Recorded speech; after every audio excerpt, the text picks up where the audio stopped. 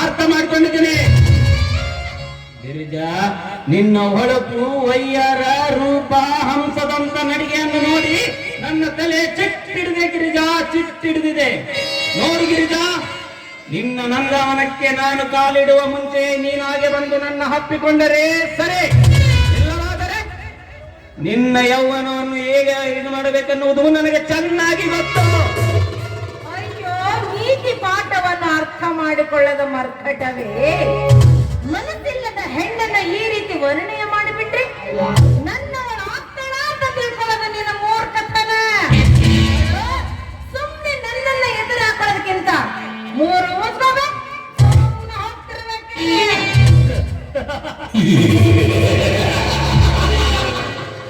ಗಿರಿಜಾ, ಹೊರಟು ಹೋಗಲು ಬಂದಿಲ್ಲ ಈ ಸರ್ವರ್ ನಾಡಗೌಡ. ರೆಕ್ಕೆ ಬಲಿತ ಹಕ್ಕಿಯನ್ನು ಹೊಂಚಿ ಹಾಕಿ ಕುಕ್ಕಿ ತಿನ್ನುವುದಕ್ಕಾಗೇ ಬಂದಿದ್ದಾನೆ. ನೋಡು ಗಿರಿಜಾ, ನನ್ನ ಕಾಮದ ನೆತ್ತಿತ್ತವನ್ನು ನೆತ್ತಿಗೇರಿಸಬೇಡ.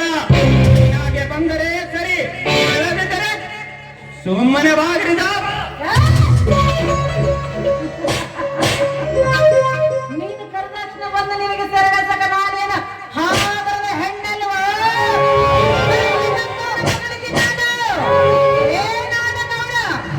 ಸುಜ್ಞಾನದಲ್ಲಿ ನೀನು ಈ ರೀತಿ ಮಾತಾಡೋದು ಸರಿಯಲ್ಲ. ಯಾಕಂದ್ರೆ ಜ್ಞಾನದ ಕುಲದಲ್ಲಿ ಹುಟ್ಟಿದವನು ಗೌರವನ ಮಗನಾಗಿ ಬಾಳುವುದನ್ನು ಬಿಟ್ಟು ಸುಜ್ಞಾನದಲ್ಲಿ ಬದುಕು ಅಂದ್ರೆ ಅಜ್ಞಾನದಲ್ಲಿ ಕಾಲಿಡಲು ಬಂದ್ರೆ ಭಾರತ ಸುಮ್ಮನೆ ಬಿಡ್ತಾಳಂತ ತಿಳ್ಕೊಂಡೆ. ದೇಹವನ್ನು ಕೊಚ್ಚಿ ಮಣ್ಣನ್ನು ಮುಚ್ಚಾಕ್ತೀನಿ ಅಚ್ಚರ. ಭಾರತದ ನಾರಿ ಹೇ ಗಿರಿಜಾ, ನಿನ್ನಂತ ಪತಿ ಪೂಜೆ ಮಾಡುವ ಪತಿವ್ರತೆಯರ ಸೆರಗಿನಲ್ಲಿ ಕಾಮದ ಆಟ ಆಡಿದ ಕಲಿಯುಗದ ದುಶ್ಯಾಸನ. ಹೇ ಗಿರಿಜಾ, ಸೀರೆ ಹುಟ್ಟ ಹೆಣ್ಣಿಗೆ ಇಷ್ಟಿರಬೇಕಾದ್ರೆ ಮೀಸೆ ಹೊತ್ತ ಕಾಣಿಸು ನಾನು. ನೋಡು ಗಿರಿಜಾ, ನೀನಾಗೆ ಬಂದ್ರೆ ಸರಿ, ಇಲ್ಲ ಅಂದ್ರೆ ಸರಿ ಕಾಣೋದಿಲ್ಲ.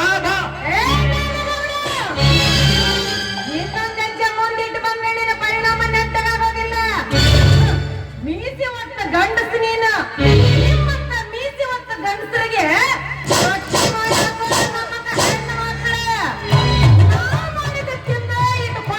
ಮಾತಾಡ್ತಿರ್ಬೇಕಾದ್ರ ನಿಮಗೆ ಕುಚ್ಚಾಕ ನಮಗೆ ಅಷ್ಟಿರು ಮಾಡ್ಬೇಕವ್ರೆ.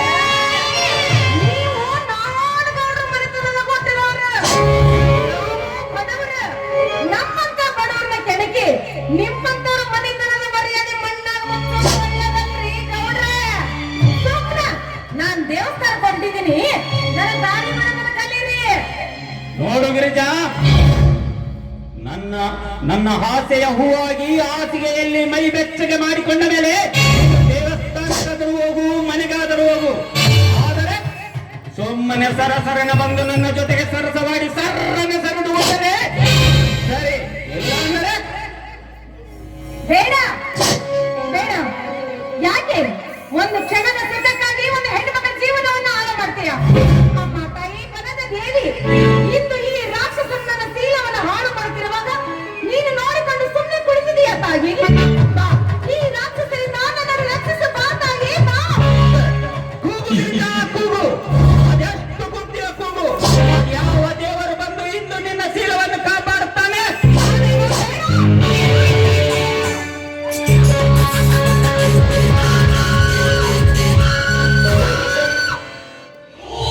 ಏ ಗೌಡ, ಆ ಹೆಣ್ಣನ್ನು ಮುಟ್ಟಿದರೆ ನಿಂತಲೇ ಮಣ್ಣು ಸೇರ್ತೀಯ ಮಗನೇ. ಏ ದೇಸಾಯಿ, ಇವಳೇನು ನಿನ್ನ ಮನೆ ಹೆಣ್ಣಲ್ಲ. ಸವಾರಿ ನಿನಗೆ ಹಾಕಬೇಕು. ಸುಮ್ಮನೆ ತಪ್ಪಗೆ ಮುಚ್ಚಿಕೊಂಡು ಹೋದರೆ ಸರಿ. ಏ ಅಧಮ, ಹಣ ಇದೆ ಎಂದು ಕಂಡವರ ಮೇಲೆ ಬಲಾತ್ಕಾರ ಮಾಡಬಾರದು. ಗೌಡರ ಸರ್ಪ ಇದೆ ಎಂದು ಹಣದ ಮೇಲೆ ಬಲಾತ್ಕರಿಸಬಾರದು. ಏ ದೇಸಾಯಿ, ಇದು ಧರ್ಮದ ಯುಗವಲ್ಲ, ಧರ್ಮದ ಯುಗ. ಗಿರಿಜಾ, ಇಂದು ಈ ದೇಸಾಯಿ ಬಂದನೆಂದು ನಿನ್ನ ಮಾನ ಉಳಿಯಿತು. ಆದ್ರೆ ಈ ಅಕ್ಕಿಯನ್ನು ಕಣ್ಣಿಟ್ಟು ಬಿಟ್ಟಿಲ್ಲ ಈ ನಾಡಗೌಡ. ಗಿರಿಜಾ, ಮುಂದೊಂದು ದಿನ ಹೊಂಚು ಹಾಕಿ ಕುಕ್ಕಿ ತಿನ್ನದೆ ಹೋದರೆ ಈ ನಾಡಗೌಡ ಹುಟ್ಟಿ ಪ್ರಯೋಜನವಿಲ್ಲ. ಬರ್ತೀನಿ. ಹೇಳ್ತೀನಿ ಗಿರಿಜಾ.